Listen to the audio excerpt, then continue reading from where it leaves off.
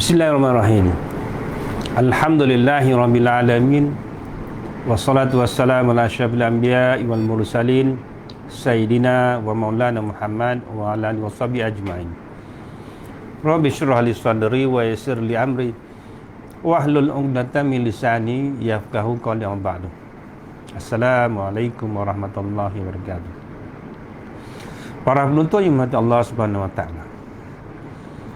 Kita meneruskan pengajian tafsir surah Al-Fatihah. Yang masih lagi kita membahaskan berkaitan tentang tafsiran-tafsiran yang agak mudah supaya kita boleh faham intipati Al-Fatihah, dan bila kita jelas tentang pengertian tuntutan kehendak Allah Subhanahu wa taala, barulah kita dapat merasai tentang keperluan dan pemahaman kekhusyukan dalam membaca Al-Fatihah ketika mana berada dalam solat. Hari ini kita nak mengupas atau menafsir ayat Al-Quran dalam surah Al-Fatihah berkaitan tentang ghairil maghdubi alaihim. Kita dah membahaskan iyyaka na'budu wa iyyaka nasta'in ihdinas siratal mustaqim siratal ladzina an'amta alaihim. Kita minta pada Allah Subhanahu wa taala, prioriti utama kita pada Allah, ihdinas siratal mustaqim, tunjukkan kami jalan yang lurus. Jalan yang macam mana yang kita minta? Jalan yang lurus. Siratal ladzina an'amta alaihim, jalan yang telah Engkau tunjukkan ya Allah kepada mereka-mereka yang Engkau telah beri nikmat, beri kejayaan, beri kenikmatan dan beri apa saja kegembiraan pada orang yang telah Kau berikan. Maka kami nak seperti itu. Ghairil maghdubi alaihim. Tapi ya Allah, kami tak nak. Ini penolakan kita pula tentang pemberian atau yang Allah beri, dan ada benda yang kita nak minta Allah tak beri kepada kita. Ghairil maghdubi alaihim. Jangan Kau berikan kami satu perkara, satu perbuatan, satu benda, tingkah laku yang Engkau murkai. Sebab perbuatan kita, percakapan kita, apa saja ada yang Allah murkai. Ada yang Allah suka, ada yang Allah tak suka. Ghairil maghdubi alaihim, ya Allah, jangan jadikan kami golongan yang Engkau murkai, orang yang Kau benci. Maghdub ni yang dibenci langsung, yang Allah murka langsung. Jadi maka kita huraikan di sini maksud apa yang Allah murka. Siapa yang Allah murka?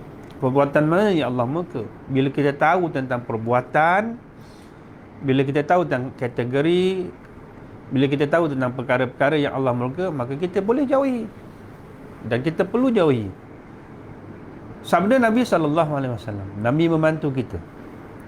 Nabi membantu kita menjelaskan tentang sudut pandangan kehendak Islam, perkara-perkara yang Allah murka. Nabi kata jangan kamu jadi tiga golongan. Golongan yang Allah murkai. Tiga golongan jangan jadi. Jadi Nabi dah bantu kita, menjelaskan pada kita, mencerahkan kepada kita golongan yang Allah tak suka. Sebab Nabi dapat maklumat dari Allah Subhanahu wa taala. Tugas Nabi ialah tabligh, menyampaikan kepada umatnya, menyampaikan kepada hamba-hamba Allah. Bila Nabi dah sampaikan kepada kita apa yang Nabi nak sampaikan, maka kita kena ikut. Dan kita minta dalam surah Al-Fatihah, ghairil maghdubi alaihim, jangan kamu jadikan kami ya Allah orang yang Kau murkai. Siapa yang Allah murka? Nabi menjelaskan yang dikatakan Allah murka ialah tiga golongan tersebut. Yang pertama, Nabi kata orang yang cenderung ada keinginan melakukan perkara-perkara yang haram. Allah tak suka. Orang yang Allah benci ni, hatinya cenderung nak buat benda-benda haram.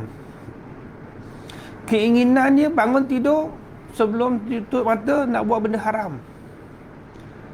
Buat benda baik jauh sekali, fikir benda haram. Apa perlu buat ni? Ini boleh ni, ini boleh ni, ini boleh tipu orang ni, ini boleh makan rasuah ni, boleh buat benda tak elok ni. Jadi keinginan untuk buat benda haram tinggi. Manusia ni terdedah kepada buat benda haram, buat benda baik. Keinginan biasanya kita nak buat benda baik. Itu keinginan, tapi dapat tak dapat wallahu alam.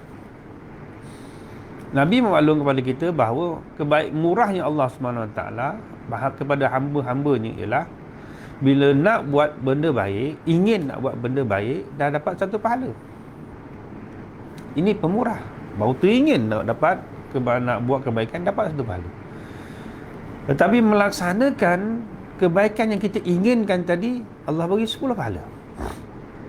Hari ini contoh, pergi ke UPNM, pergi ke masjid, ingin nak baca Quran, ingin nak baca Quran, tapi lalu di kawasan masjid tak berkesempatan, mungkin ada tujuan lain, tak jadi baca Quran, dapat satu pahala. Sebab keinginan tu dah ada. Ada keinginan nak masuk tabur masjid, untuk bina masjid ataupun untuk imarahkan masjid, dapat. Tetapi tak berkesempatan, dapat satu pahala. Bagi orang yang berkeinginan untuk buat benda baik, dapat buat benda baik yang diinginkan tadi, yang diniatkan tadi, dapat 10. Tambah 1, 11. 1 yang diinginkan, niat. 10 apa yang dilakukan. Jadi 10 tambah 1, 11. Jadi Allah beri galakan. Dan Nabi beritahu orang yang ingin buat benda haram tak dapat apa-apa dosa, kecuali dia buat benda haram, barulah dikira 1. Tapi Nabi sebut, jangan kamu jadi 3 golongan. Yang pertama, keinginan hari-hari nak buat benda haram. Terdetik untuk buat benda baik tak ada langsung. Buat benda haram je kerjanya. Ini jenis Allah murka, golongan seperti ini. Jangan jadi orang seperti ini. Sebab kita dah minta kepada Allah Ta'ala, ghairil maghdubi alaihim. Ya Allah, kami tak nak, ya Allah, jadi golongan ni, ya Allah. Golongan yang pertama kami nak, siratal ladzina an'amta alaihim. Golongan yang kau beri nikmat, berikan ganjaran, berikan kebahagiaan, itu kami nak. Tapi golongan yang kau murka, ya Allah, yang bagaimana Nabi kau sebut tadi, iaitu orang yang cenderung hatinya, keinginan hatinya bermotivasi untuk buat baik, untuk buat benda buruk, benda haram, kami tak nak, ya Allah. Kalau boleh hati kami mula dengan buat benda baik. 1. Golongan yang kedua ialah golongan yang mengikut perbuatan jahiliah. Apa perbuatan jahiliah? Apa perbuatan jahiliah sebelum Islam sampai? Bunuh orang, zina. Dia perbuatan jahiliah. Sebab hukum tak ada ketika itu. Nabi tak sampai lagi. Dia perbuatan-perbuatan orang jahil, orang yang tak ada ilmu. Jadi apa yang dibuat berdasarkan fikiran. Zina, minum arak, berjudi, tenung nasib, pergi tempat hurafat, pergi buat syirik. Ini perbuatan jahiliah. Dan orang yang ni, yang Nabi Allah tak suka ialah orang yang mengikut perbuatan jahiliah. Apa perbuatan jahiliah antaranya? Yang paling mudah, orang lelaki ni adik perempuan, orang perempuan jadi lelaki. Ini perbuatan jahiliah. Orang yang sentiasa memikirkan bahawa hidup zaman jahiliah lebih baik pada hidup zaman Islam. Ini Nabi Allah tak suka. Golongan kedua ialah golongan yang hatinya, perbuatannya, perasaannya suka mengikut perbuatan orang-orang jahiliah. Yang ketiga, membunuh orang tanpa hak, tanpa sebab. Tak ada sebab untuk dia untuk bunuh orang, tapi dia bunuh orang. Tak ada sebab untuk dia pukul orang, tapi dia pukul orang. Dalam paparan berita di Malaysia, mungkin di luar negara dan sebagainya, hampir serupa. Ada ibu yang dibunuh oleh anak sendiri. Ada bapa yang disembelih oleh anak sendiri. Ada anak yang memukul bapa, mukul mak kerana tak dapat duit dan sebagainya.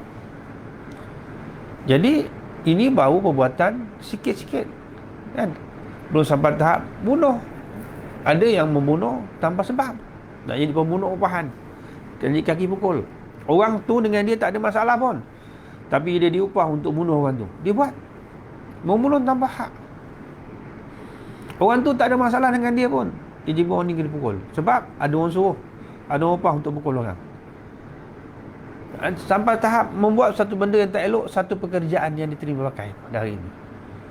Ya, 3 golongan tersebut Nabi kata jangan jadi orang yang Allah murka.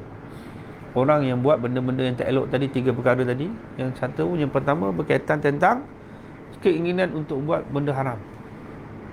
Kedua, iaitu orang yang mengikut tata cara hidup orang-orang jahiliah dahulu. Orang jahiliah macam biasalah, kan? Kita lihat zaman tu tak ada peraturan Islam. Buat ikut dan ikut suka hati mereka. ikut kepercayaan dan adat mereka. Kemudian orang yang membunuh seseorang tanpa hak. Jadi Nabi sebut satu, ada banyak lagi Allah sebut orang yang aku tak suka, aku benci. Sabda Nabi SAW yang riwayat oleh Imam Tirmizi mengatakan bahawa sesungguhnya paling kebenci di kalangan kamu kepadaku dan dijauhkan tempat duduknya di hari kiamat daripadaku ialah orang yang banyak bercakap tanpa teliti. Lalu ditanya, ya Rasulullah, siapa dia? Orang yang banyak bercakap tanpa teliti. Rasul kata ialah orang yang takabur, sombong, cakap besar. Buat pun tidak, tapi cakap je kan.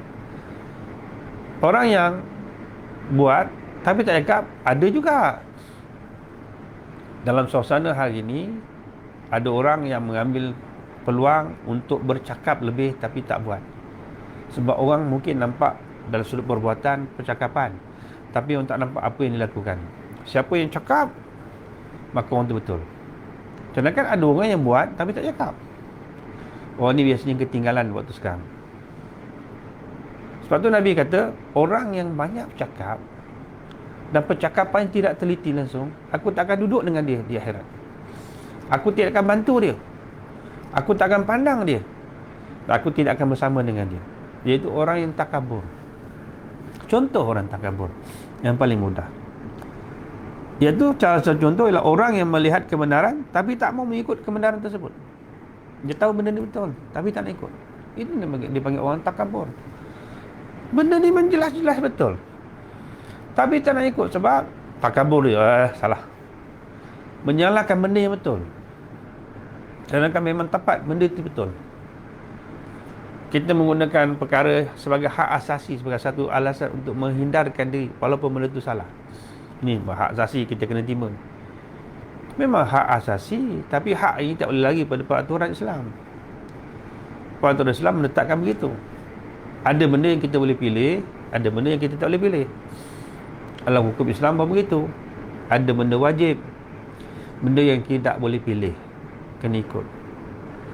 Ada yang benda haram, benda yang kita tidak juga boleh pilih, kena ikut.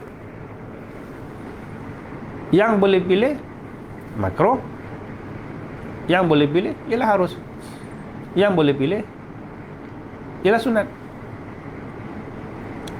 Contoh pemahaman Allah Subhanahu Wa Taala, sunat contohnya, kita diberi pilih. Kalau kamu buat ni lebih baik daripada kamu tak buat, maka ganjarannya Allah beri. Kalau kamu tak buat, tak apa. Sehingga istilah fiqh mengatakan bahawa buat dapat pahala, tak buat tak ada apa-apa. Ini istilah fiqh. Tapi sunnah lain. Tuan-tuan puan, sunnah ni apa yang kita ikut Rasulullah. Man raghiba an sunnati falaysa minni. Siapa yang benci sunnahku bukan golonganku. Jadi dalam bab sunat dan sunnah ni berbeza. Sunnah kita kena ikut, sunat diberi pilihan. Ni hak asasi, boleh. Kalau kamu nak buat baik, inilah caranya. Tetapi kalau kamu tak buat, tak ada apa-apa. Tidak satu kesalahan dan tak ada satu dosa. Harus pun begitu juga. Boleh buat dan boleh tak buat. Makruh, kalau kamu buat, tak ada apa-apa. Tapi kalau kamu tinggalkan perbuatan makruh, dapat pahala. Ini diberi hak. Tetapi dalam hukum wajib dan haram, tak ada hak. Kita wajib buat, tak ada pilihan. Solat tu wajib, tak ada pilihan untuk mengatakan tak wajib, tetap panggil wajib. Haram, tak ada pilihan, tetap kena tinggalkan. Pilihan tidak diberi pada kita, dihukum mandatori. Sebab tu dia katakan bahawa orang yang takabur, salah contoh yang diberi ialah dia nampak kebenaran tapi dia tak nak ikut kebenaran tersebut, dia ikut jalan lain. Dia sombong namanya, orang takabur. Salah satu contoh yang lain orang takabur ialah orang yang diterangkan hujah yang benar tapi tak mau menerima. Orang ni cakap dah cakap dah, tak terima. Cakap dia je betul, cakap dia dah, perbuatan yang nak buat tu salah. Orang ni beritahu ni begini, tapi dia tak, ni salah, ni yang ni betul. Takabur. Orang yang takabur. Orang yang menghina orang juga satu takabur, menghina orang lain. Jadi para penonton yang mati Allah Subhanahu Wa Taala, apa kesimpulan yang kita boleh ambil daripada tafsiran surah Al-Fatihah berkaitan dengan ghairil maghdubi alaihim? Kita minta kepada Allah, ya Allah, kau jangan jadikan kami orang yang kau murkai, ya Allah. Antara orang yang murkai, apa yang Nabi kata, jangan jadi 3 golongan tersebut. Kemudian Nabi kata lagi bahawa jangan jadi orang yang suka bercakap tapi takabur, cakap tidak teliti, cakap lepas, tak menjaga hati dan perasaan orang lain. Jadi cakap ini saja dalam tazkirah ringkas, mengajar ringkas. Mudah-mudahan insya-Allah ada kesempatan kita akan sambung lagi tafsiran kaitan dengan ghairil maghdubi alaihim, dan insya-Allah seterusnya kita akan sambung waladdallin. Amin. Sekadar itu, wabillahi taufiq wal hidayah. Assalamualaikum warahmatullahi wabarakatuh.